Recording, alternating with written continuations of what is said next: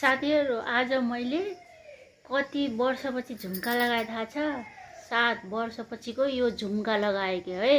हेर्नु हेर्नु, ओरिजिनल झुम्का चाहिँ होइन, डुप्लिकेट हो। ओरिजिनल चाहिँ उतै छ है, माइकमा राखेको छु। अब यता एक्लै छु, त्यही भएर।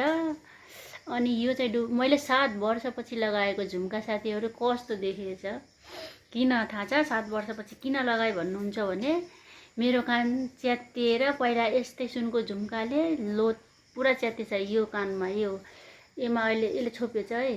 अनि लगाउनै नमिल्ने के केही पनि। मैले 7 वर्षसम्म न तीजमा लगाएँ है, न बिहामा, कुनै ठाउँमा पनि मैले झुम्का र टप्स लगाएँ। तपाईहरु देख्न सक्नुहुन्छ मेरो कुनै भिडियोमा बढी जस्तो कानमा खाली नै छ है।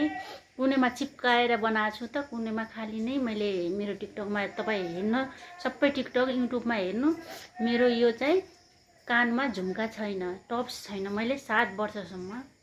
तर मान्छे है कानमा लगाउन, नाकमा लगाउन के भन्छन् नि, आफ्नो इच्छा हो के, जस्तो लगाए पनि। अब बिहा आयो, कानमा के लगाउने, झुम्का छैन, यो छैन, उ छैन भनेर चाहिँ सोचिन्छ। तर आफूले जस्तो गरे उस्तो चाहिँ हुँदो रहेछ के। किनभने हैन, मैले 7 वर्षसम्म झुम्का नलगाएरै पनि काटे के साथीहरु। बल्ल गएर आज यो सौभाग्य प्राप्त भएको छ। किनभने यो कान अहिले है, मैले यो कान पार्लरमा गएर यो के भन्छ, यो यसको इलाज गरेर हैन, मेरो कान बन्द गराएर अनि बल्ल मैले त्यो, अब त्यसलाई राम्रो बनाउनलाई पनि त टाइम लाग्छ।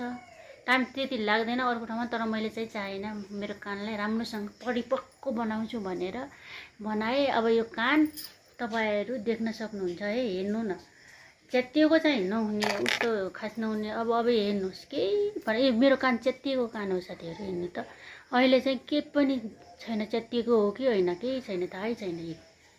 यस्तो चाहिँ हुँदो रहेछ। पार्लरमा गएर मैले चाहिँ बनाएको है कान, अपरेसन गरेको। अब अपरेसन नै भनौँ हैन। अब यो कानमा कसरी यो झुम्का लगाउनु पर्यो फेरि मलाई। आज चाहिँ यो झुम्का लगाएँ, धेरै दिनपछि लगाएको झुम्का।